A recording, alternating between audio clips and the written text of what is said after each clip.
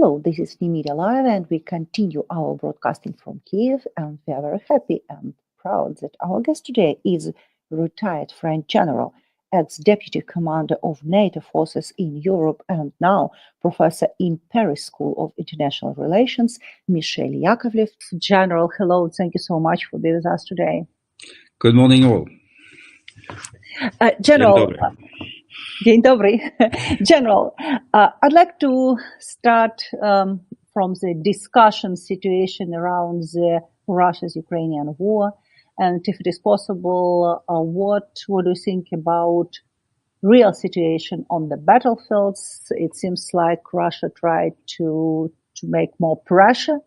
Let's see what will happen. But anyway, what do you think about the situation of the battlefield? Yeah, well, please be aware that I don't have access to intelligence. I don't have contacts in the Ukrainian forces or in the Russian forces, by the way, who tell me what's going on. So my impression is from open sources, okay? And my feeling hasn't changed for the last 3 years, basically. Russia is putting on pressure to try to grind down Ukraine, your resistance. So they are seizing kilometers here and there at horrendous cost, and it can last for 120 years, basically. On the current, apparently on the calculations from, open sources that do calculations, at the current rate of advance, the Russian forces would need something like 120 years to reach the Polish border. So now war is not linear and it's not going to last 120 years. But this situation can go on for a very long time, where Russia goes on putting pressure. Ukraine is forced to cede territory at a very slow pace, and making it horrendously costly to the Russian forces, and it can last for some time. No one that I know thinks that the front will crumble, that all of a sudden there'll be a breakthrough, and that the Russians will do a deep penetration. One reason being that they don't have any more assets to do deep penetration. They're short of tanks, armored vehicle. You have destroyed most of their inventory. So even if they punched a hole through the line, they wouldn't have enough to do what the Russians called penetration, in the operational depth. It won't happen. On current trends, it won't happen. So the front line, the terrestrial front line, as long as the Russians put pressure, it will go on moving backwards very slowly. I remember in summer last year when on French TV the talk was Pokrovsk, how long can Pokrovsk last? And I said, it's going to last a number of months. The way it's going to last a number of months. And as far as I know, you're still in Pokrovsk. So it can go on like that for a long time. Now that's the terrestrial front. On the maritime front, you have won the war last year, basically. What remains of the Russian fleet, Black Sea Fleet, is terrorized and in Novorossiysk, and now they're building enlarging the base at Oshamshire in Abkhazia. There's no prospect of them using Sebastopol, and in particular the industrial facilities of Sebastopol, because that's where the maintenance happened. So it's a navy that is short of maintenance and terrified to move out into the open, basically. On the air front, you've had a terrific success Sunday. Congratulations on that one. I don't think you'll be able to redo the same thing again, but I do expect some other form of surprise in 6 months. There'll be another one, and your imagination is we're going to see other big surprises that way. But you're lacking air defense more and more, and it's for lack of missiles. And the Russians have found new supplies, or new ways of production. So on the air front, I think, unfortunately, you're going to go on taking bombs and missiles until or unless your Western friends give you long-range air-to-air missiles, because the few aircraft that you have and that do manage to operate, they could use those things. So I'm trying to put, whenever I'm given the opportunity, I say we should give them our very long-range missiles, because once a number of Russian aircraft start crashing from their launch positions 200 kilometers inside Russian airspace, there'll be much less pilots taking off. Now that will change your life for missiles, but not for drones. And currently I understand that the drones they're just swamping your defense. It's as basic as that. Now your defense is improving against drones, but I suspect on the air front, you're going to go on taking destruction for a very long time. Destruction that has no strategic impact. It doesn't change your will to fight. It doesn't degrade your industrial capability. It's just a form of tax. So it can go on like that. An open question is how long can Putin go on at this rate? He needs 30 to 40,000 recruits every month. They are volunteers. They cost they're very expensive. He's running out of money. So I think one day it's going to break. The system is going to break. For that, we need America, and there I'm talking of President Trump, to stop being stupid. In November last year, the Russians were not doing well at all. Their morale was not good at all. And then as soon as Trump was elected, well, all of a sudden, everything turned much better for them. And when you have much better morale, it helps to have more recruits and all that. If only Trump had played seriously about telling Putin, either you stop it, or I'm going to give them every missile that I have, and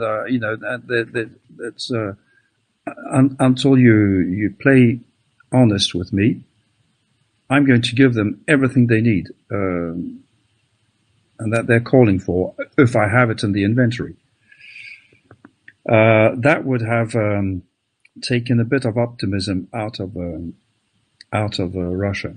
And also, there's the talk of the very heavy secondary sanctions that the Republicans in Congress are thinking of now in the Senate, that would make oil exports for Russia much more complicated, much more than they are today. That could be a game changer. And yet I don't see Trump picking up the idea. So that's the, if I dare say, tactical situation. In terms of industry, your industry is producing more than half what you need, especially the drones. Now that's the new aspect of warfare. So the race, the industrial race, is not lost by neither Ukraine nor Europe, to the point where we'll always regret not having the missiles in particular that the Americans could give you. But the more it goes, the more you can do without. And when Trump says, I have all the cards, it's not true. Every day he has less cards. Every day you are producing more ammunition, more drones, inventive ways to use them that don't depend on the Americans. Every day that goes, Ukraine is becoming more and more self-sustaining in this war, self-sustaining vis-à-vis America and vis-à-vis the Europeans. It's much better if we are doing our best for you, but the more it goes, the more you're comparing with Russia. I've been very long. Sorry. No.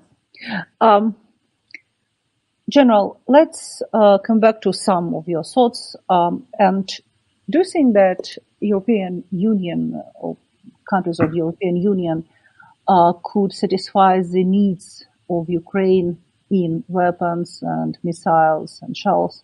Because, last year we have the weapons from USA. Now we understand the position of Trump, and I'm not sure that it is possible like last year. What do you think about possibilities of Europe? Well, they're seriously increasing.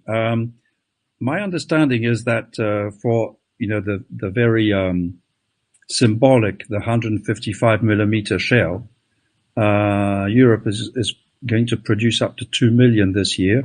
Not all of them are meant for Ukraine, but they would make a difference. And you're getting more and more artillery.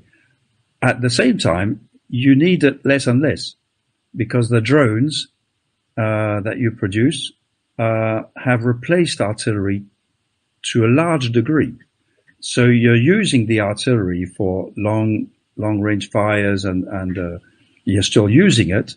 But when last year the artillery ratio was a real problem, when Russia could fire up to 10,000 rounds per day and Ukraine 1,000 or 2,000 per day, that was very difficult for your army last year. It's much less the case now. So here again, that's a demonstration where you have found ways to bypass the strangleholds that we had before.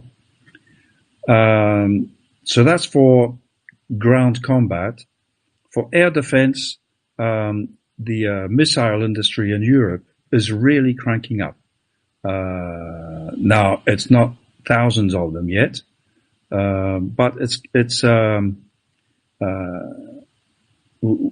we can complement or replace Patriot. By the way, for Patriot, the Americans gave you a lot of them, and one reason why they're giving much less of them is that they don't want to deplete their stocks too down. So it's not even really political. If I dare say, it's not even Trump. Even his military advisors, I suspect, are much less enthusiastic this year about giving you thousands of Patriot missiles. Now, the replacement, the equivalent, to a certain degree, the better one, the SAMP-T, is not the same, doesn't have the same stock, but the production line is ramping up. Now, I'm not saying that you'll have all these SAMP-Ts that you would be dreaming of this year, but in the prospect of a longer war going on and going on, in possibly 2 years' time, Europe, now no one wants this war to go on for 2 years, but we've got to go on planning for it. For air defense missiles, sophisticated air defense missile, to include ones that can stop calibers and to a certain degree Kinjals, the European industry will be able to produce large numbers. And you have found ways to against the drones, the lower quality things. It's just short range artillery. It doesn't cost that much to produce 20 millimeter, 23 millimeter, 30 millimeter guns, caliber 50 guns with and you've developed an artificial intelligence system to target. So when you have swarms of drones, the Iranian ones, or the same produced by the Russians, now it becomes more a question of, do you have enough guns on the way? Because the guns that you have, they do shoot them. So I'm not saying you're becoming impassable, but you're complicating the lives of the other side. That's for sure. So Europe,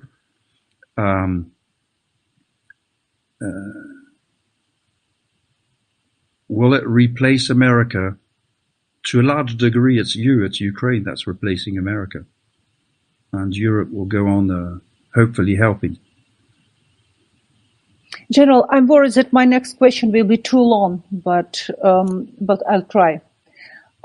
Last months, there are more thinking about possible war between Russia and NATO, directly war. And in that case, we are speaking before the NATO summit. Mm. And in that case, what do you think about modern war? How this war change? Because sometimes it looks like this war changed dramatically. Do you think that NATO countries and France as well are ready for this new type of war? Do you think that Ukrainian army is important for NATO, like a part of general defense of Europe continent? I understand that it is quite complicated because we know that NATO is an institution, but Ukraine is not a member of NATO. But nevertheless, if we speak about the situation of security in Europe, I think it's much more broader than just institution and just NATO. Yeah, that's definitely the perception in Europe, and in particular in my country, that NATO is one thing, but it's the defense of Europe in general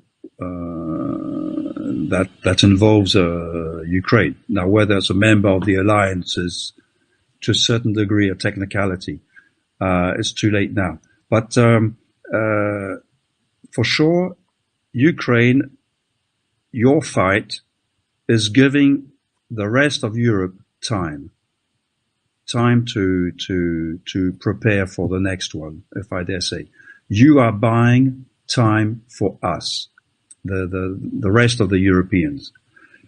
Not all Europeans see it that way. It's been my thing for the last 3 years. Every time I'm given the opportunity, I'm saying, Ukraine is giving us time to adapt and time to understand. But currently, to go to your initial question, is Europe ready today? No, it's not ready. It's not ready. The militaries are not ready for this type of war. And the population is not ready to accept that basically we are at war. We're not in the fight, but we are in the war. And we're still, in my country, in France, we're still thinking that we can invest a lot in defense and just keep our social security the way it is and all that kind of stuff. No, something will have to give. We've got to change the social model in reality to prepare for war. We're not there yet. Now, we're not in mortal danger because as long as Ukraine is putting up the fight, Russia is not ready to attack us in any case. They're too busy with you. It's not today that Russia is going to reconstitute a second army that could simultaneously attack Estonia, Latvia, or Poland, while having you, while being busy with you. So Europe is not ready now, not capable, but neither is Russia. And that's thanks to you. Now, 3 years ago, I didn't believe 1 minute that Russia would attack NATO territory in the sense of crossing the border with tanks. And not because of Article 5 has a totemic value against the Russians and so on. It's just because, for me, Putin wants to destroy NATO. It's not the same thing as attack a member of NATO. He wants NATO to close, the organization to shut down. America goes back to America, the Canadians, I don't know, and the buildings in Brussels become hospitals or museums, and that's it.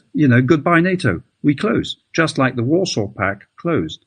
That's what Putin wants, because after that, he can negotiate bilaterally with every single European member and say, compare with me, and then we start talking, as opposed to we're all together.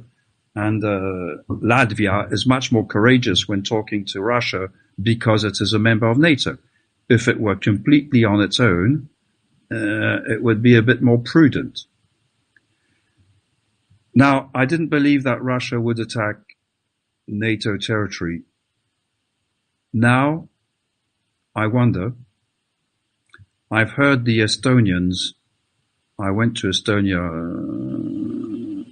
last year, and someone at the Ministry of Defense had a very good idea. He said, if Putin loses the war, if he wins the war in Ukraine, then he'll be encouraged to go on. And the next are us. And if he loses the war, he'll want to take revenge. And revenge against who? Well, us. So for the Estonians, in both cases, it's a win-win or lose-lose situation. Yeah. I don't believe personally that Putin can survive failure over Ukraine. So to a certain degree, it's a moot point. If he's perceived that having lost the war against Ukraine, the regime will crumble. And I think that's why he's going on with this war, because it is a justification of itself. He can't face the moment when 200,000 soldiers will return home from Ukraine. Even if the territories they control now remain under their control. So but the limits of the Russian economy, they're real. They are adapting a lot. They are very resilient, much more than any Western country is resilient. A bit less than Ukraine is resilient. But they can't go on at that scale forever. Even Russia cannot lose 30 or 40,000 men every month for the next 10 years. They're going to run. They're running short of volunteers, even despite the money they're putting up. So it can't last forever. So to go back to your question, is Europe ready? No. Will it be ready in time? Yes, thanks to Ukraine, and assuming that, for example, Macron is actually more listened to than he is now, in particular among the population. Now, that said, if Russia attacked a member of NATO, it would not be the same story as against Ukraine, because we do believe that we have air superiority in particular. So it would make a difference. Why you think that you have air superiority? I have read this, but it's very interesting. Why I think so. You are right to challenge it.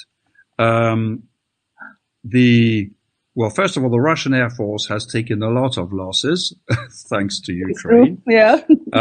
And it has shown that it's incapable of maneuvering in the middle of a bristling air defense, just like you have now. Even if you're short of missiles, you still have enough radars and missiles to be a real threat to the Russians.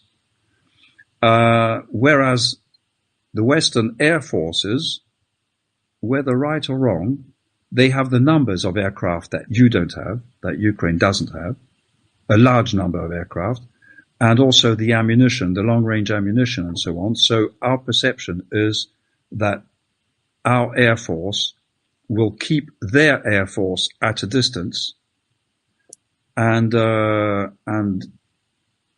at least for that, so we won't get the missiles and a number of drones on the head that you're getting. It doesn't mean, though, that our Air Force could operate joyfully into the Russian air defense. We know how to suppress it thanks to Ukraine, because you've been doing it with our weapons.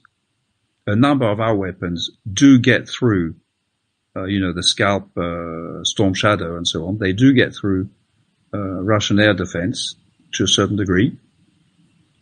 So we do believe that we have a margin and air power that you don't have, because you don't have much of an air force. So it does change, for us, it does change the calculation. On the ground, well, facing the Russian tactics, I suppose, we'll kill as many of them and as fast as you do. As an aside, that's one reason why I'm very much in favor of a strong European force in Ukraine if there is a ceasefire, because not only would it contribute to the ceasefire by providing us a guarantee force, a strong maneuver force ready to fight, but in particular, and there I'm being very selfish, because the best school, the best teachers are your army.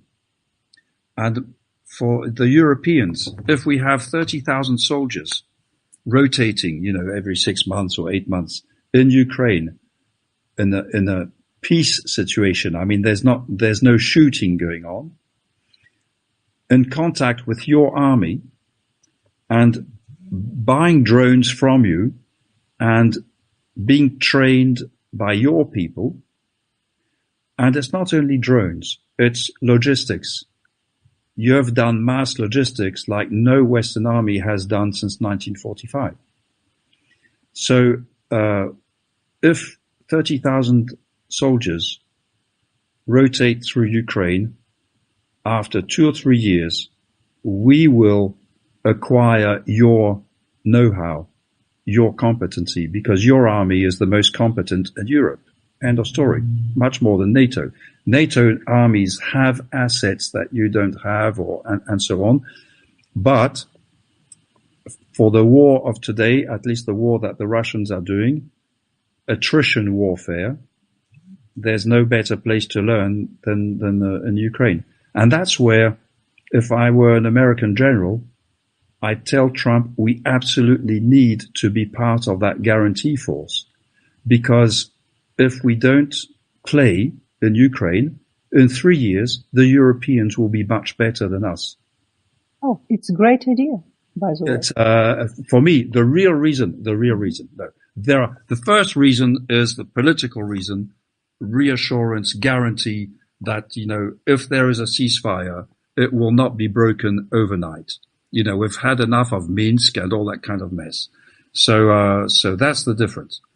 The real political reason, but it has a real operational, technical, tactical, doctrinal training impact, and it would be a real bonus for whichever nation participates.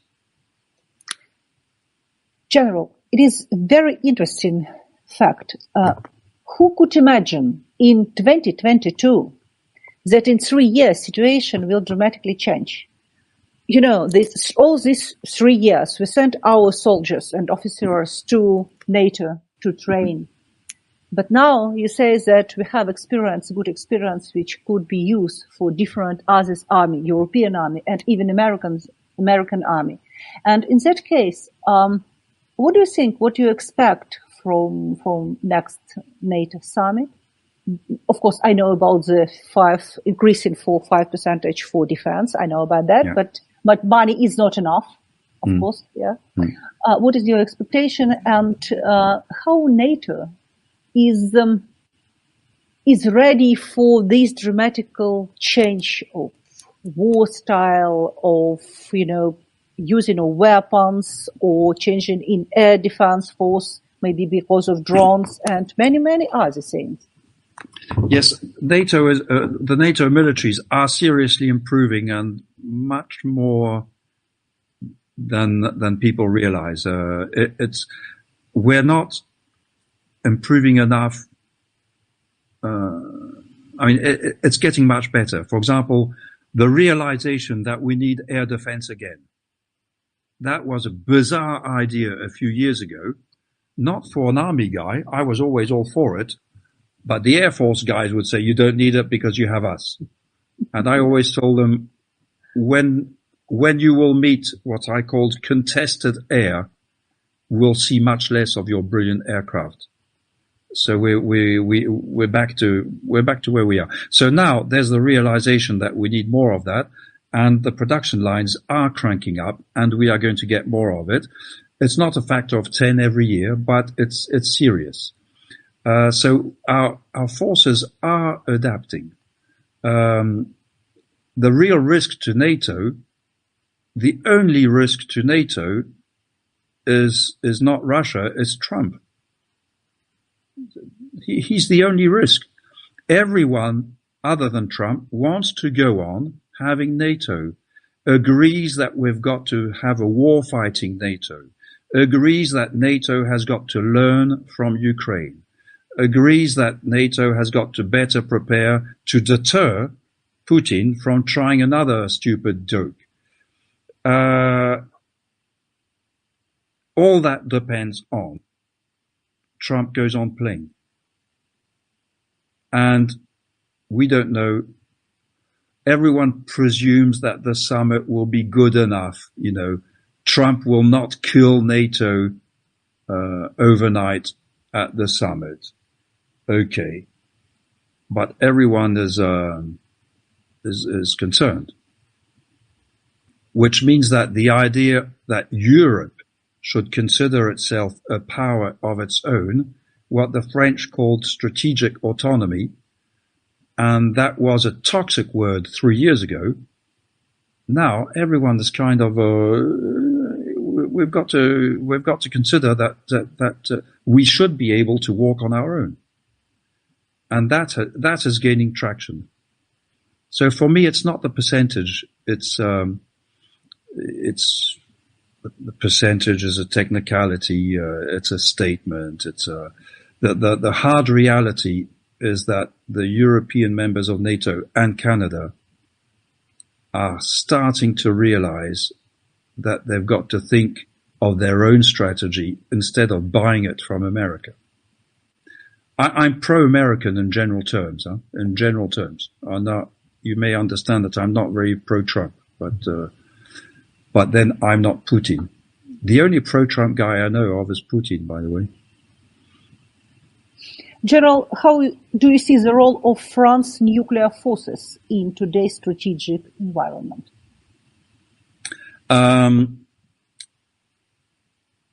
Crucial, decisive, and the rest of the Europeans are starting to realize. And there's a serious discussion in France, by the way. It's headed by Macron, about having what he calls a nuclear dialogue with all those countries that did not want to talk nuclear with us because they said, well, we have the Americans and your nuclear is small. And now, all of a sudden, well, if it's the only nuclear left, then we need to understand it. And the French perspective is that you are all ignorant. I'm talking of the Germans, the Poles, the Baltics, even the Italians. You are ignorant about nuclear, the use of nuclear threat, the nuclear dialogue. You are ignorant. You've paid no attention to it. You've got to understand. So we're ready to talk nuclear once you've done your homework. And that's what's happening now. People are starting to realize. For example, some people say the French nuclear deterrent is not a massive one. It's not 6,000 warheads like the Russians or the Americans. It's not quite 300. So there's a question of mass. Well, that's a stupid point because, for example, a single nuclear submarine, once it has fired all its missiles, it's the equivalent of 300 times Nagasaki. Quite frankly, 300 times Nagasaki is a lot. So, do you need to pulverize the whole planet to send a message? I don't think so. For me, and I'm the only one, I'm doing my best to sell the idea. Maybe thanks to you, I'll sell it a bit better. The whole point of having nuclear deterrence in France is not, if the Russians invade Tallinn, do we go nuclear? It's if the Russians invade Tallinn and the Poles and the Germans invade half of Kaliningrad, knowing that there's French nuclear deterrence, will Russia go nuclear? The whole question is to put the question back to Putin. That's the whole point of nuclear deterrence. It's not a discussion about as from when would you start shooting. It's a discussion about what will Putin do if we invade half of Kaliningrad and talk of an exchange for half of Estonia. That's where nuclear deterrence, French nuclear deterrence, would contribute to the calculation. It's an example of nuclear deterrence in this case, is that we stop considering that his territory is a sanctuary and ours is not. The whole point of nuclear dialogue in this case, and it's not a question of nuclear parity, the whole point is no, your territory is not more sanctuary than ours. Take your chance, my friend. Because Kaliningrad, when you look at the map, Kaliningrad is very vulnerable. If the Polish army and the German artillery and so on wanted to wipe out Kaliningrad, it would be done very fast. And then what do the Russians do? General, let me ask the last question, if you have 5 minutes more. Yeah. Yes. As you see, I'm talking a lot and a lot. So I have to give you a little more time. Not a lot, just brilliant. You say that if Putin could lose the war, how and why Putin would lose this war? I mean, Russia's Ukrainian war. To be honest, I think this war will be settled by a crash of the Putin regime. And I don't know how. I suspect it would be the military.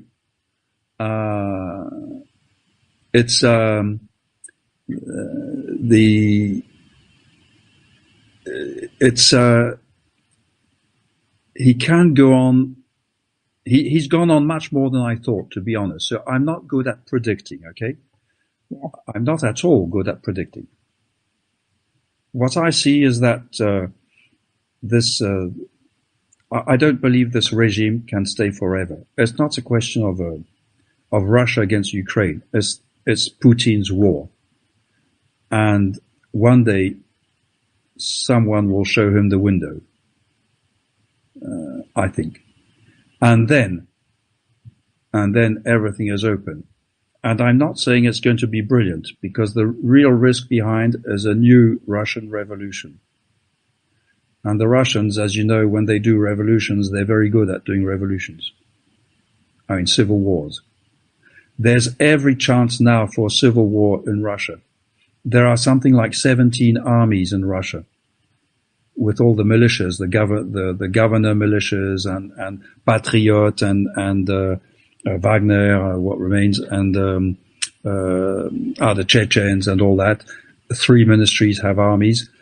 So for me, Russia is close to what Lebanon was in 1973. Mm-hmm. It's littered with small armies, with a number of, as you know, the subjects of the Federation, it's 190 now, depending on whether you put Crimea and the illegally annexed, but basically 190 subjects of the Federation. 188 have very good reasons to hate too, St. Petersburg and Moscow. So when some of them will start declaring independence, like Chechnya tried to do, what will happen? It's not a vision of bliss for me. I call it Yugoslavia Power 10 with 6,000 nuclear warheads. That's the risk. And I think by that time, when we are in that situation, Ukraine will be considered a Zakuski. I'm sorry about that. It will be a sideshow if that horror story starts. So, I don't see military defeat being inflicted on the Russians in Ukraine. You don't have the means. I think one day it will stop. It's been 3 years where the wave after wave. One day someone will say it's got to stop. And the army has been humiliated quite often. The regime doesn't not much to respect them. So my suspicion is that a putsch of some kind is the way this regime will crash. Ukraine needs to live until then to see that day. Yeah. We haven't another chance, to stay. General, thank you so much. Thank you so much for being with us today. Thank you. Well, congratulations to all of you. I wish I could be more useful than that. Thank you so much. Do pobacenia.